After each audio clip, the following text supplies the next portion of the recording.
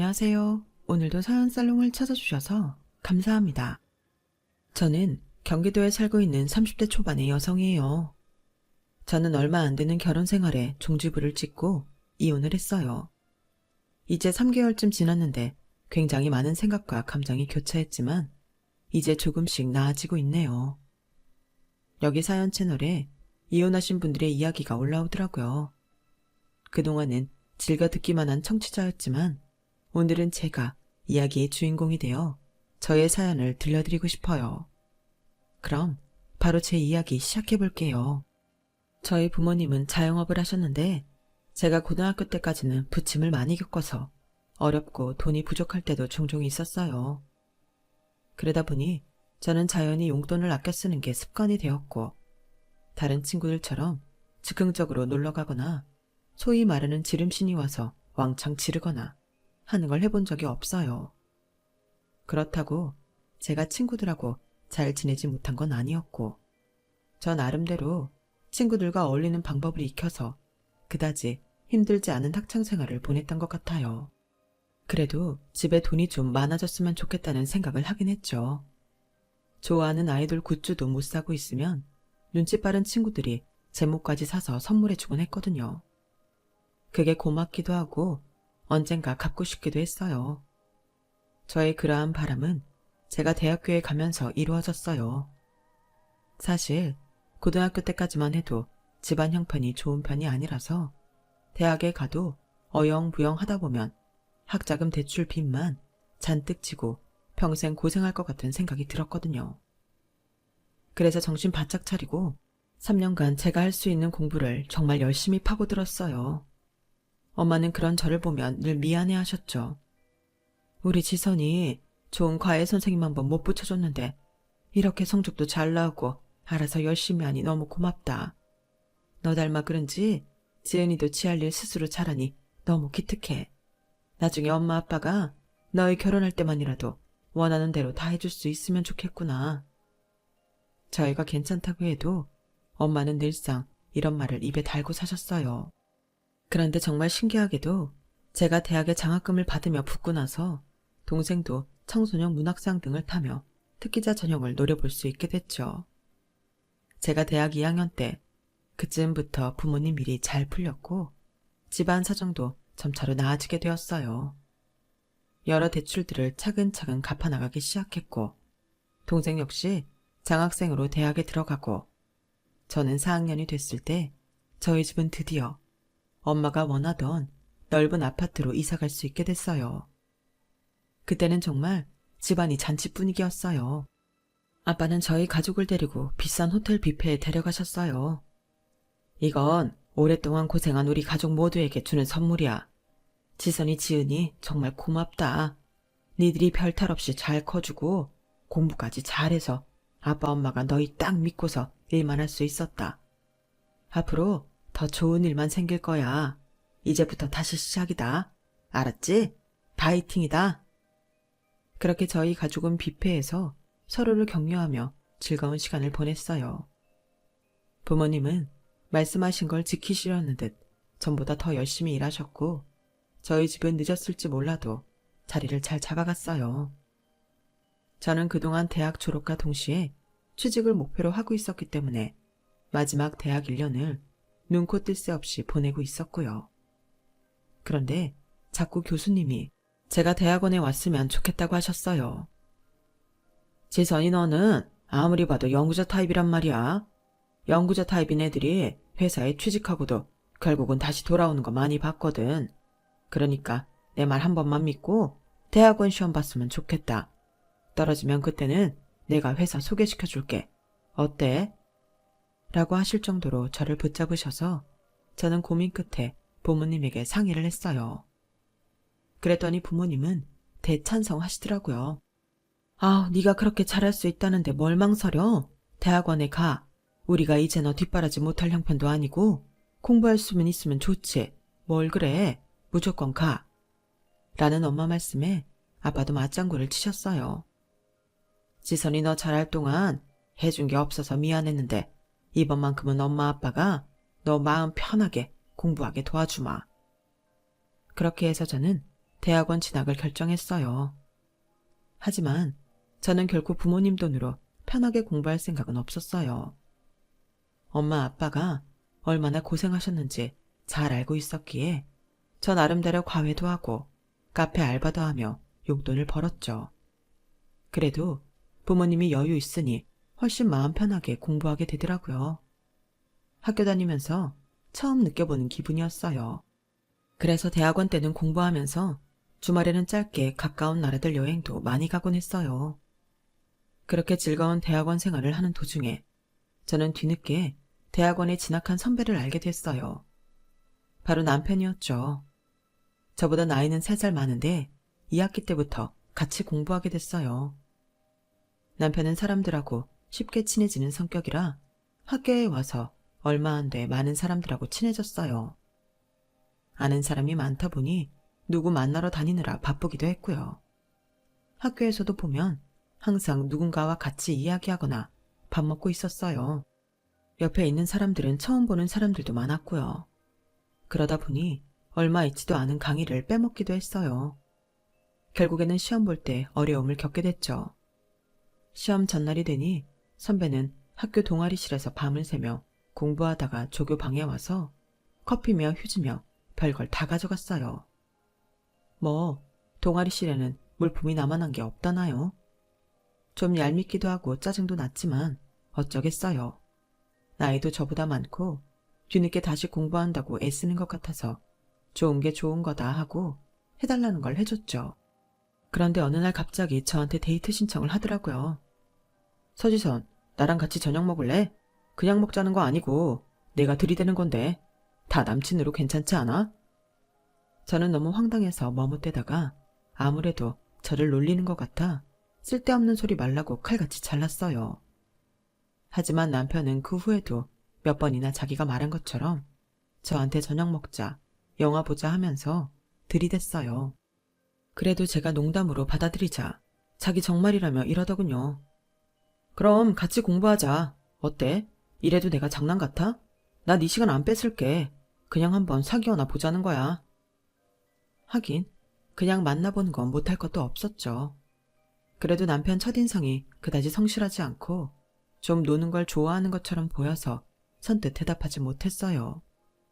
그러다가 어느 날 남편이 학교에서 저를 만나겠다고 늦게 집에 가는 저를 기다리는 모습을 봤어요. 그런 남편이 진심이라고 느껴졌고 그럼 가볍게 만나보자고 했죠. 그렇게 남편과 저는 사귀게 되었고 제가 언제든지 헤어질 수 있다고 여지를 줘서 그런지 남편은 저한테 더더욱 매달리더라고요. 그런 관계가 제가 대학원 졸업할 때까지 이어지게 됐어요. 저는 대학원 석사학위를 받으면서 또다시 박사 공부를 해야 할지 고민하고 있었어요. 앞으로의 제 인생을 어떻게 꾸려나가야 할지 생각이 많아서 남편과도 헤어지려고 했죠. 그런데 남편이 느닷없이 저한테 결혼하자고 하더라고요. 지선아, 우리 2년 동안 사귀면서 별로 싸우지도 않았고 나름 잘 지냈잖아. 우리 둘 다 그저 재미로 가볍게 만나기로 했던 게 이 정도까지 오면 이건 인연이야. 나 아직 대학원 한 학기 남긴 했는데 그래도 나 졸업하면 바로 들어갈 회사도 있어. 그러니까 결혼부터 하자. 아니, 대책도 없이 무조건 결혼부터 하자는 게 말이 돼? 그리고 우리 결혼 생각하고 만난 것도 아니잖아. 누가 사귈 때 결혼 생각하고 만나? 만나다가 잘 맞는다 싶으면 결혼하는 거지. 결혼이라는 게 짝 있을 때 하는 거라더라. 너도 나도 우리 서로한테 짝이잖아. 내 지금 미래 계획에 선배랑 결혼은 없는데? 그리고 결혼하면 아무래도 여자가 집안일 신경 많이 써야 되는데 나는 공부나 일이 더 하고 싶지. 벌써 집안일 때문에 스트레스 받고 싶지 않아. 요즘 누가 집안일 여자 혼자 하냐? 다 남자랑 나눠서 하지. 내가 같이 할게. 진짜 많이 도와준다니까. 너 지금까지 내 모습 보고도 나 못 믿어? 내가 너 좋아서 결혼하고 싶다고. 진짜 이렇게 내 마음 모르는 척 할 거야? 남편이 하는 말에 저는 얼굴이 붉어졌어요. 이렇게 솔직하게 제가 좋다고 하는 프로포즈는 앞으로도 못 들을 것 같은 마음도 들었죠. 그래도 저는 바로 결혼하는 건 무리가 있다고 생각해서 정말 결혼하고 싶으면 남편이 마지막 학기 잘 마치고 나서 했으면 좋겠다고 했어요. 그리고 저는 박사과정 할 생각이 있기 때문에 제가 결혼하고도 공부하는 걸 반대하지 말라고도 했죠. 남편은 바로 결혼 안 한다니 좀 섭섭한 표정을 짓기는 했지만 알았다고 하며 기다리겠다더군요. 저는 남편이 진심이 아니라면 얼마 안 가 자기가 한 말을 취소하고 저와 헤어질 거라고 생각했어요. 하지만 남편은 저와 계속 만났고 정말 졸업 후 결혼할 계획을 세우고 있더라고요. 이 사람은 나하고 함께하는 미래에 진심이구나 라는 마음이 들어 결혼 약속을 했고 남편은 굉장히 좋아했어요. 그리고 저희는 남편이 졸업을 할 무렵부터 본격적으로 결혼 준비에 들어갔어요. 남편은 어릴 때 아버지가 돌아가셔서 어머니와 여동생 3인 가족이었어요. 그 신우가 상견례 때 어찌나 얄미운 소리만 하든지 아직도 잊혀지지 않네요. 오빠랑 같은 대학 같은 과라면서요? 공부 되게 잘했네. 근데 저희 오빠보다 잘하는 건 아니죠. 아무래도 여자가 더 잘나면 같이 살 때 껄끄럽죠. 이거 뭐 고리타분한 얘기가 아니고 제 친구들이 그러더라니까요. 남편이 자기보다 못해서 여러 가지로 눈치 보이고 남편도 열등감 느낀대요. 뭐 아무튼 그래도 둘 다 머리 좋으니 조카들은 공부 잘하겠네요. 언니는 결혼하고 그거 하나는 우리 집에 제대로 기여하겠어요. 듣기 불편한 말들이었지만 저와 저희 가족은 아무 대꾸도 하지 않았어요. 시어머니와 남편이 신우한테 쓸데없는 소리 하지 말라면서 더 이상 말 못하게 한 것도 있었고요. 신우의 그런 말은 황당했지만 저랑 직접적으로 부딪힐 일이 없다고 생각해서 별 생각이 없었어요. 어차피 저는 시어머니랑만 잘 지내면 되지 않겠냐 싶었고요. 사실 그렇잖아요. 신우가 저랑 얼마나 보고 살겠어요. 그렇게 저희가 결혼을 하고 신혼여행을 가기 위해 공항에 있을 때였어요. 저희는 결혼식을 마치고 바로 공항을 갔기 때문에 그 자리에는 저와 남편, 친구들, 그리고 신우와 신우 친구로 보이는 사람 몇 명이 배웅을 나왔어요. 그런데 신우가 자기 친구들하고 뭐라고 쏘군대더니 저를 전에 없이 아주 차갑게 보더라고요. 아무리 싸가지 없는 말을 해도 그 정도는 아니었는데 이제는 저를 아주 경멸하는 게 눈에 보였어요. 하지만 저와 남편은 곧 출입국 심사를 받기 위해 나가야 했고 저는 신우가 찝찝했지만 무슨 일인지 물어보지도 못하고 바로 신혼여행을 떠나야만 했어요. 그리고 곧 모든 걸 잊어버리고 남편과 즐겁게 지내다 돌아와서 시댁에 인사를 드리러 갔어요. 그런데 여전히 저를 우습게 보는 듯한 신우의 얼굴을 보니 바로 공항에서의 일이 떠오르더라고요. 그래서 저는 저녁을 먹은 후 신우한테 살짝 물어봤어요. 제가 뭐 잘못한 게 있는지 아니면 불편한 게 있는지요. 그러자 신우는 생각지도 못한 말을 하더라고요. 아니, 내 친구가 새언니 바로 알아보던데요. 같은 고등학교 나왔다고요. 새언니가 2년 선배인데 완전 독종으로 소문나서 고1이었던 제 친구도 알 정도였다고요. 네? 독종이라뇨? 제가요? 고딩 때 학교에서 공부 잘하기로 소문난 게 새언니라면서요. 뭐 그렇게 말하는 사람이 있었는지는 몰라도 소문날 정도는 아니었어요. 언니 빼고는 다 알았나 보네요, 그럼. 집이 어려워서 어떻게든 1등만 하려고 독하게 살았다고요. 새언니 애들하고 놀러도 못 다니고 아이돌 팬질한번 한 적 없다면서요. 근데 또 아이돌은 좋아했다며. 그래서 애들한테 아이돌 굿즈는 구걸하고 애들은 새언니 불쌍해서 나눠주고. 아, 구질구질해. 그래서 그런가? 새언니 얼굴에 고생이 있어. 사람이 찌들었다고. 근데 한참 해맑고 순수해야 할 고딩 때 어떻게 그렇게 살아? 저는 그냥 제 위치에서 할 수 있는 걸 최선을 다했어요. 그게 고생이 찌든 거라고 해도 할 말은 없네요. 그리고 같은 학년도 아닌 2년 후배가 뭘 얼마나 할까요? 소문이라는 건 내는 사람 마음이고 말이 점점 변하는 거잖아요. 친구들이 저한테 좋아하는 아이돌 굿즈를 준 적은 있어도 제가 그걸 먼저 달라고 해본 적은 없어요. 그렇게 지난 일 잘 알지도 못하면서 하는 말에 너무 신경 안 썼으면 좋겠어요. 그리고 아가씨 말 자꾸 놓는데 그것도 안 그랬으면 좋겠네요. 제 말에 신우이가 무안했는지 얼굴이 벌개져서 입을 꽉 다물더라고요. 그런데 시어머니가 저를 나무라는 거였어요. 너야말로 다 지난 일이라면서 뭐 그렇게 정색을 해? 아니면 된 거 아니니? 우리 현장이가 들은 얘기한 걸 갖고 뭘 그렇게까지 말해? 그건 네가 찔리는 게 있어서 그런 거 아니겠어? 그리고 사람이 가족끼리 반말할 수도 있는 거지. 너처럼 예의만 차리다 어떻게 친해지니? 그동안 잠잠하던 시어머니는 결혼하고 나니 저를 잡으려고 작정한 것처럼 한치도 옆을 내주지 않더군요. 신우는 시어머니가 자기 편을 들자 의기양양해서 고소하다는 듯 저를 쳐다봤고요. 그런 상황인데도 남편은 아무 관심이 없었어요. 그저 맥주에 오징어 갖다 놓고 TV 화면으로 게임하느라 정신이 없었죠. 저는 이 상황이 너무 속상하기는 했지만 그래도 처음 시댁에 온 날부터 더 이상 시끄러운 일 만들지 말아야겠다고 생각해 아무 말 없이 저녁 먹은 걸 치웠어요. 그런데 시어머니가 옆에 와서 이러더군요. 근데 니네 친정 가게는 월 수익이 얼마나 되니? 뭐 빚 같은 건 없지? 네, 그런 건 없어요. 전에 대출 받았던 것들도 다 갚고 이제 순이익만 내고 있어요. 그럼 아파트도 자가 맞아? 거기서 나가는 돈은 없는 거지? 이거 확실히 해야 한다. 우리 준섭이 뼈 빠지게 일해서 니네 친정 먹고 사는 거 건사하면서 살면 불쌍해서 안 되잖아. 저는 아직 남편이 취직도 안 했고 지금은 내 돈으로 먹고 산다고 말하고 싶은 걸 겨우 참았어요. 저는 남편 직장이 구해지기 전까지 교수님 연구 도와드리면서 월급을 받기로 했거든요. 또 친정 부모님이 안정될 때까지 쓰라고 제 앞으로 주신 돈도 있었고요. 시어머니 말에 남편은 슬쩍 제 눈치를 보며 이렇게 말했어요.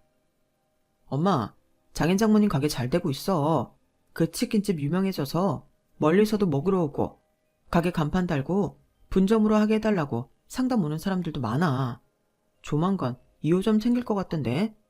그리고 당연히 아파트 자가이고 빚도 없는데 첫날부터 왜 그래? 그건 아니지. 첫날이니까 할 말은 오늘 하는 게 좋지 않겠어? 오늘 안 한다고 다른 날 안 할 것도 아니잖아. 그리고 난 준섭이 네가 처가에 매여서 사는 거 싫다.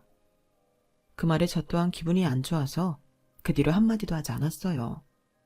결국 싸늘한 분위기로 시댁 방문을 마쳤고 저는 집에 와서 남편한테 한마디 했죠. 이거 진짜 너무하는 거 아니야? 아가씨는 어디서 말도 안 되는 소리를 듣고 와서 사람 무시하지를 않나. 어머니는 우리 집에서 오빠 어떻게 할까봐 미리 벽을 치지 않나. 앞으로 네가 잘하면 다 해결되지 않겠어? 처음이니까 몰라서 그런 말 할 수도 있지. 그냥 아무 말 없이 너나 처가에 대해 오해하며 지내는 것보다는 깨끗하게 닦아고 가는 게 깔끔하긴 하잖아. 다른 말은 다 그렇다 치고 저보고 앞으로 잘하면 된다는 게 참 말이 이상하더군요. 제가 뭘 잘못한 것도 없는데 말이죠.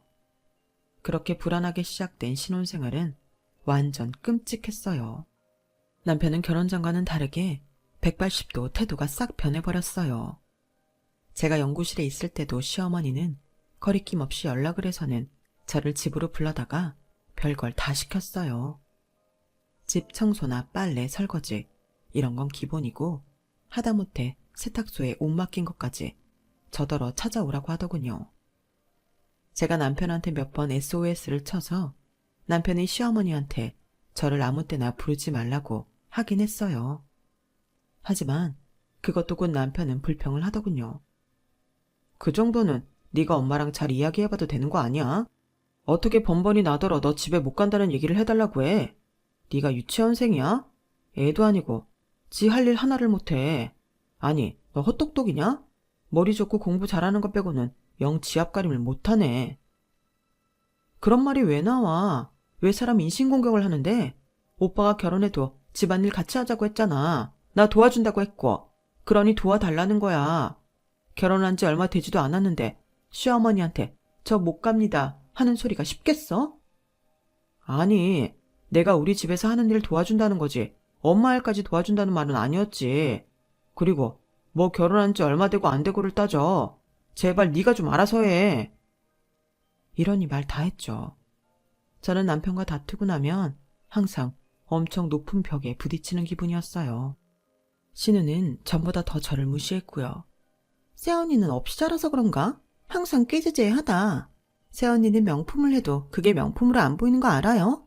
그러니까 잘 어울리는 내가 할 테니까 언니 지갑 놔줘요. 이러면서 제가 내주지 않아도 자기가 냅다 가져가 버렸고 시어머니는 그런 신우를 보면서 애가 재빠르다면서 웃기만 했어요. 게다가 제가 집안 청소를 할 때도 신우는 거실 소파에 길게 누워서 핸드폰으로 영화나 드라마 보며 손 하나 까딱 안 했죠. 무슨 웹툰 작가로 데뷔를 한다는데 그림 그리는 건 한 번도 보지를 못했고 맨날 놀고 있기만 하더라고요.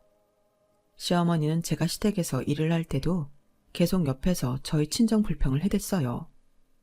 아니, 암만 본인이 똑똑하고 석사 박사면 뭐하냐고. 어디 가서 치킨집 하는 사돈 뒀다고 하면 내 가오가 뭐가 되겠어. 그리고 치킨이나 튀겨서 그런지 진짜 혼수고 뭐고 어쩜 그렇게 보는 눈이 없는지. 참, 물건 하나를 봐도 안목이 없고 촌스러워서 내가 뭘 하고 다니지를 못하겠어. 시어머니가 그러고 나면 신우가 옆에서 이러는 거였어요. 엄마, 어디서 기름내 나지 않아? 기름 쪘네. 새언니한테서 나는 거 아니야? 평생 거기서 살았을 테니 몸에 뱄지 뭐. 결혼하고 4개월. 저는 이미 지쳤고 남편과도 사이가 나빠졌어요. 남편은 자기 엄마와 여동생 탓은 절대 하지 않았고 저보고 인간관계를 못하는 거라며 마구 몰아세웠어요. 사람이 공부만 잘하면 뭐하냐고. 성격 원만하고 다른 사람 비위도 맞출 줄 알아야지. 이건 지만 잘났다고 목이 뻣뻣해가지고는. 야, 그럴 거면 영구고 뭐고 집어치워. 어디 취직이나 하란 말이야. 요즘은 다 맞벌인데 너만 박사 되겠다고 공부하는 건 아니지 않냐? 그런 말은 오빠가 취직하고 해야 되는 거 아니야? 지금 누가 돈 벌어서 먹고 사는데 그래? 오빠가 그렇게 말하는 연구 때문에 그나마 내가 돈 벌어오잖아. 오빠 결혼 전에 나한테 뭐라고 했어? 내가 박사 될 수 있게 해준다고 하지 않았어? 근데 지금 4개월이 넘어가는데도 취직도 안 하고 어머니랑 아가씨가 무슨 기선제압 하라는 건지 사람 못 살게 구는데도 왜 다 내 탓이야? 이러려고 나한테 결혼하자고 한 거야? 야, 나도 결혼 전에는 네가 이 정도로 답답할 줄 몰랐지. 그리고 너 나 취직 못한 거로 쪽을 주냐? 어? 사람 약점 잡고 괴롭히는 게 네 취미야? 사람 자꾸 괴롭히는 거 그거 오빠네 식구들이 나한테 하는 거지. 내가 언제 그랬어? 아니, 내가 오빠 취직 안 한다는 말도 못해? 내가 안 하면 누가 하는데. 와, 진짜 인간이 이렇게까지 앞뒤가 다를 줄 몰랐네. 정말 경악스럽다는 게 이런 거구나.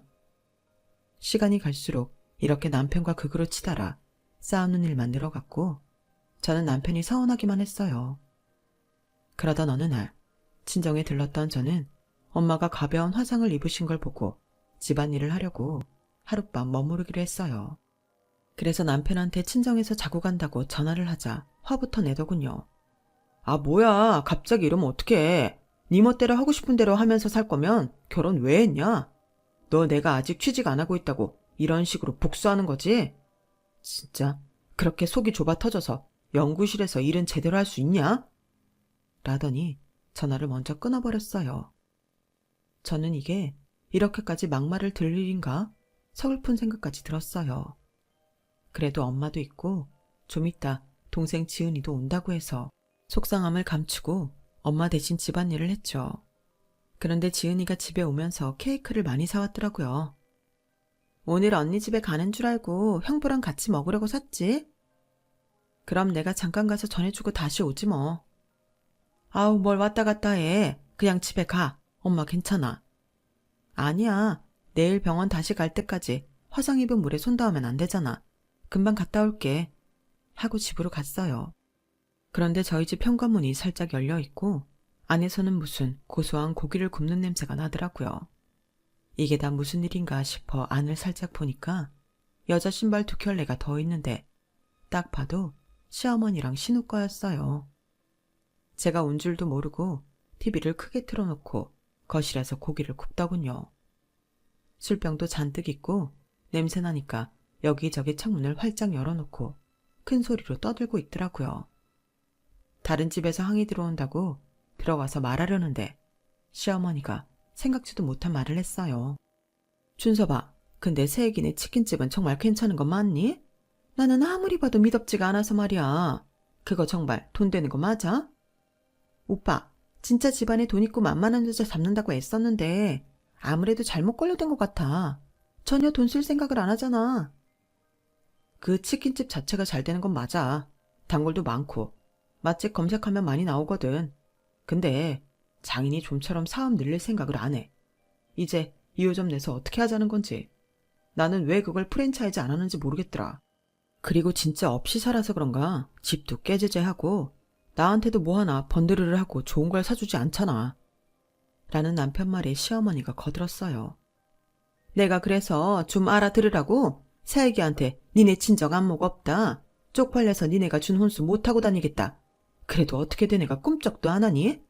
아, 정말 답답해 죽겠어. 내 말이. 이래저래 답답하니 점점 더 꼴보기 싫기만 하고. 그래도 오빠는 새언니한테 잘해야 뭐 하나라도 받아먹고 헤어지지.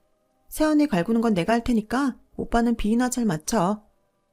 그래, 내가 치킨집 하나라도 받아내고 결혼 청산한다 진짜. 아니, 그 집 쏠쏠한 알부자라고 들었는데 잘못 알았나? 진짜 돈을 안 쓴다니까. 나는 솔직히 장인이 나한테 외제차 하나는 사줄 줄 알았거든. 그 정도 재력은 있다고 들어서. 그런데 진짜 아무것도 없어. 나 참 기가 막혀서. 저는 너무 충격을 받아 바로 쳐들어가서 그 인간들이 먹고 있는 고기판을 뒤집어 엎고 싶었지만 저 인간들은 그것 역시 제 잘못으로 몰고 갈 것 같았어요. 지금까지도 그런 식으로 사람 기죽이려고 했으니까요. 저는 울분을 꾹 누르며 조심스럽게 엘리베이터를 타고 내려왔어요. 정말 이를 너무 악물어서 턱이 다 아플 지경이었죠. 그만큼 저는 억울한 마음을 참느라 너무 힘이 들었어요. 그리고 이혼을 고민하기 시작했어요. 그런데 며칠 후 시어머니한테 연락이 와서 갑자기 신우가 결혼할 남자 데려온다며 저보고 집에 와서 대청소도 하고 음식 준비도 하라더군요. 제가 이혼할지 말지 갈등하고 있는데 말이죠. 우리 현정이랑 결혼할 남자인데 아무거나 준비할 수 있니? 너네 집 수준으로 뭐 할 생각하지 말고 야채고 고기고 전부 백화점 가서 사와야 된다. 과일도 그래. 어디서 싸게 사겠다고 시덥지 않은 거 사오면 당장 내다 버릴 줄 알아. 어머니, 그럼 어머니 마음에 드시는 백화점에 인터넷이나 핸드폰으로 주문하세요. 요즘 다 배송받는 시대인데 누가 그런 걸 일일이 직접 가서 사요. 어머, 얘 말하는 것 좀 봐. 그럼 네가 핸드폰으로 시켜. 누구더러 이래라 저래라야. 난 이 시어머니야. 네, 그럼 시어머니니까 제 돈 안 쓰게 하실 거죠? 웃 어른이잖아요. 저한테 돈 송금하시면 제가 배달 주문할게요. 안 그래도 오빠가 취직 안 하고 있어서 생활비 전부 제가 대느라 남는 돈이 없거든요. 그럼 그렇게 알고 있을게요. 하고는 전화를 그냥 끊어버렸어요. 그러자 남편하고 시누이 양쪽에서 저한테 문자질을 하고 난리도 아니더라고요. 제가 못돼 먹었다나요? 그래서 저도 남편한테 한마디 했어요. 못돼 먹었으니까 내 돈으로 신우 결혼할 사람 장까지는 못 봐. 그렇게 아가씨한테 잘해주고 싶으면 오빠 돈으로 해. 어디서 돈을 꾸든 알아서 하라고. 그리고 2시간쯤 지났을까요? 갑자기 남편이 아주 꼬리를 내리고 전화를 했더라고요. 지선아, 우리 지선이 오빠한테 뭐 섭섭해? 요즘 지선이 많이 삐쳤는데 오빠가 그냥 넘어갔네. 이번에는 내가 돈 낼게. 아무튼 그날 음식 준비는 잘 부탁해. 저는 이제 남편이 무슨 말을 해도 혹하지 않았어요. 그 인간 검은 속내를 다 알게 됐으니까요. 저는 남편이 보낸 돈만큼만 딱 시댁에 배달 주문을 시켰고 신우 남편감이 온다는 날 늦도록 시댁에 가지 않았어요. 남편이 어르고 달랜 다음에야 겨우 갔죠. 남편은 친구 만날 일이 있다며 저녁에 시댁에 온다고 했고 저만 먼저 도착했을 때였어요. 시어머니가 자기 친구 한 명을 불러서 음식을 하며 이러더라고요. 내가 암만 생각해도 이 음식을 며느리 시키면 치킨집 안주처럼 내갈 것 같더라고. 게다가 아침부터 불러도 오지도 않아. 걔가 요새 왜 그리 뻗대는지 모르겠네. 그래서 할 수 없이 자기랑 같이 만들려고 불렀지. 아니, 그래도 그 치킨집 아주 알부자라며. 그래서 좋아했잖아. 모르겠어. 뭐 인기는 많은가 본데 영 사업수완이 없나 봐. 아휴, 우리 준섭이가 어쩌다 그런 애를 만났는지 원. 저는 더 이상 참을 수 없어서 현관문을 열고 들어갔고 시어머니 친구는 저를 보고 놀라서 어쩔 줄 몰라 하더군요. 어머니, 그게 대체 무슨 말씀이세요? 오빠가 어쩌다 저를 만났냐고요? 그건 제가 할 소리죠. 진짜 적반하장도 유분수라는 말은 이럴 때 쓰는 거였군요. 하지만 시어머니는 눈 하나 깜짝하지 않았어요. 아우, 닭이나 튀기던 그 인격 어디 안 가네. 어디서 싸가지 없게 어른들 있는데 큰 소리야. 네가 뭘 잘했다고 소리를 높여? 경우가 없어도 유분수지. 저는 너무 열이 받아서 참지 못하고 안방으로 갔어요. 뒤에서 시어머니가 어머, 쟤 미쳤나봐. 라며 악을 썼지만 저는 아랑곳하지 않았어요. 저는 시어머니 장을 열고 저희 부모님이 해준 밍크코트에 밍크 모자, 그리고 명품 백을 커다란 쇼핑백에 챙겨서 나왔어요. 물론 백 안에 있는 시어머니 물건들은 바닥에 쏟아버렸죠. 치킨이나 튀기는 사람들 해주는 거 못하고 다니신다면서요. 그러니 이거 제가 도로 가져갑니다. 이의 없으시죠? 그러고 시댁을 나왔고 저는 바로 집으로 가서 제 짐을 싸기 시작했어요. 이제는 하루라도 빨리 이 인간들과 정리해야겠다는 생각뿐이었죠. 그리고 제가 짐을 다 챙겨 택시를 부르고 집을 나서려고 할 때였어요. 갑자기 남편의 시어머니, 신우이까지 집으로 들이닥치더군요. 신우는 다짜고짜 제 뺨을 갈기더니 악을 썼어요.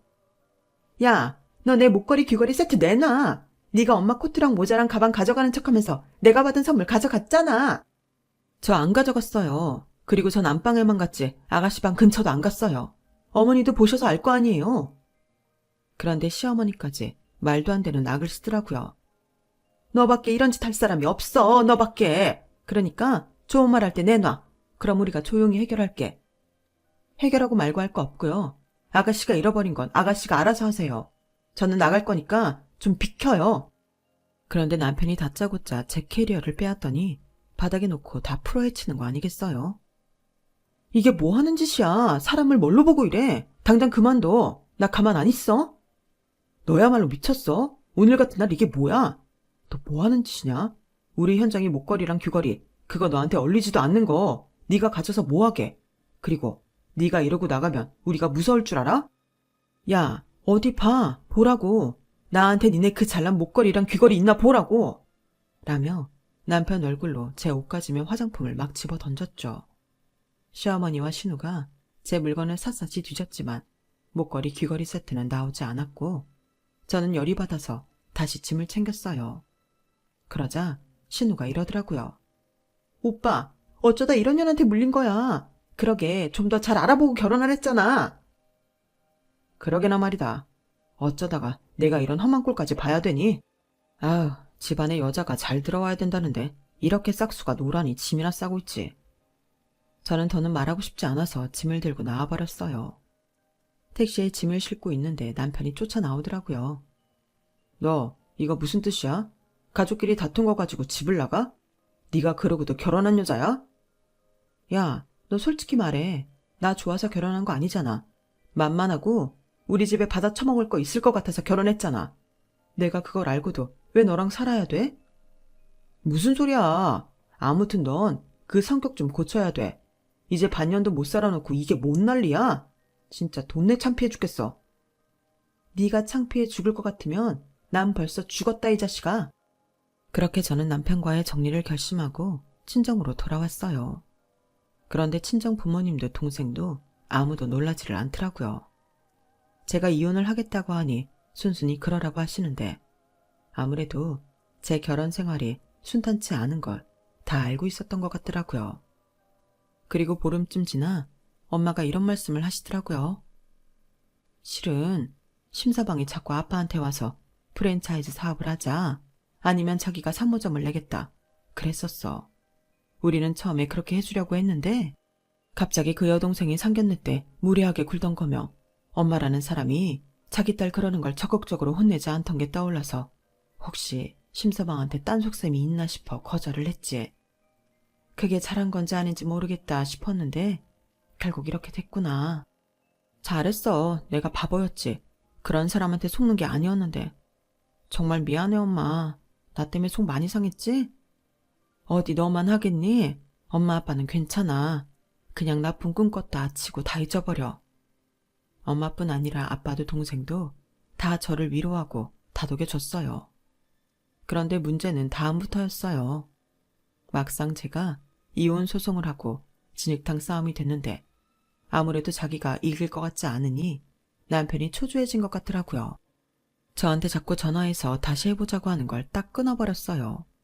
그러자 시어머니가 저를 학교까지 찾아와서 막말을 하더군요. 야, 아무리 세상이 달라졌어도 여기 한국이야. 네가 이혼녀 딱지 달고 잘 살 것 같아? 우리 아들이니까 너 같은 거랑 결혼해 준 거야. 너 같은 치킨집 딸년이 어디서 멀쩡한 남자 만날 것 같아? 그러며 저한테 손찌검을 하려고 하길래 제가 그 손을 딱 잡아버렸어요. 왜 못 만나? 그 치킨집 있는 건물이 우리 아빠 건데. 우리 아빠 건물주야. 니들이 그렇게 되고 싶어하는 건물주. 내가 학벌 좋고 돈 벌고 아빠 건물주인데 왜 내가 아줌마 아들보다 못난 사람 만날 거라고 생각해요? 아줌마, 남 등쳐먹고 사는 인생이라 막대 먹은 거 알겠는데 그래도 교양 좀 키우세요. 이런 데 와서 주접 떨지 말고요. 시어머니는 그 말에 입을 떡 벌리더니 그대로 굳어버리더라고요. 저는 그런 시어머니를 놔두고 연구실로 들어와 버렸고 경비 아저씨들이 시어머니를 내보냈어요. 그날 저녁부터 남편이 쇼를 보여주는데 아주 가관이었어요. 저희 집 근처에 와서는 집에 가는 저를 붙잡고는 허리를 굽히고 비는 신용을 하더라고요. 지선아, 진짜 미안해. 알고 보니까 현정이 목걸이랑 귀걸이 세트 엄마 친구가 가져간 거 있지. 근데 무작정 너한테 뭐라고 했으니 얼마나 속상했겠어. 미안하다. 그리고 우리 다시 한번 생각해보면 안 될까? 내가 앞으로는 화도 안 내고 짜증도 안 내고 정말 잘할게. 내가 철이 없었다 정말. 남편 감으로 실격인 거 알지만 그래도 내가 너 사랑하는 거 알잖아. 지선아, 내 맘 알지? 아주 잘 알지. 심준섭 더러운 심보 처절하게 맛봤지. 너 말이야 우리 아빠 건물주라는 소리 듣고 와서 이러는 거잖아. 그리고 남편감 실격인 걸 아는데 내가 왜 그런 널 구제해주냐? 웃기지 말고 넌 나한테 위자료 낼 준비나 하고 있어. 야, 우리가 같이 한 세월이 있는데 그걸 이렇게 뚝 끊는다고? 그건 아니잖아. 지선아, 현정이랑 엄마가 실수한 거 내가 다 사과할게. 실수는 내가 했지. 너라는 인간한테 넘어가서 결혼한 거. 이제 다시는 오지 마. 너 우리 집 앞에 못 오고 이렇게 중간에서 나 붙잡은 거 우리 아빠 무서워서 그러는 거잖아. 근데 여기 이 동네에 우리 아빠만 내 편인 줄 알아? 아저씨, 여기 이 자식이 저 붙잡고 괴롭혀요. 제가 아빠 친구분을 보자마자 소리를 치자 덩치가 좋은 아빠 친구는 성큼성큼 다가왔고 남편은 찍소리도 못하고 도망가 버렸어요. 그리고 결국 저는 법원에서 승소 판결을 받았고 남편은 제게 위자료를 건네줘야 했어요. 그 사이에 신우는 결혼하기로 했던 남자한테 투자로 사기치려다가 걸려서 파혼하게 됐고 시어머니는 신우가 사고친 거 갚아주느라 집도 내놓았다고 해요. 남편은 그제서야 취직한다고 여기저기 알아보러 다녔다는데 교수님이 남편이 한 짓을 다 듣고는 이쪽 분야에 발도 못 붙이게 해주겠다고 지인들에게 연락하셨다더라고요. 제가 아는 건 저한테 위자료를 주고 난 후에도 남편은 취직을 못했고 결국 이런저런 아르바이트를 하고 있다는 거예요. 이 일을 겪으며 힘들고 고통스러웠지만 그래도 제가 정신 똑바로 차리고 저를 믿어주고 친정 식구들을 믿으니 모든 일이 잘 해결되는 걸 보고 성실한 사람은 결코 하늘이 버리지 않는다는 걸 알았어요. 그리고 이런 일이 또 인생 사는데 도움이 될지 누가 알겠어요. 그래서 저는 오늘도 희망을 품고 살아가려고 해요. 제 이야기는 여기까지예요. 긴 이야기 들어주신 분들 모두 감사드리고요. 항상 건강하시고 행복하시길 바랄게요. 여러분, 사연 댓글에 응원과 현명한 조언 부탁드려요.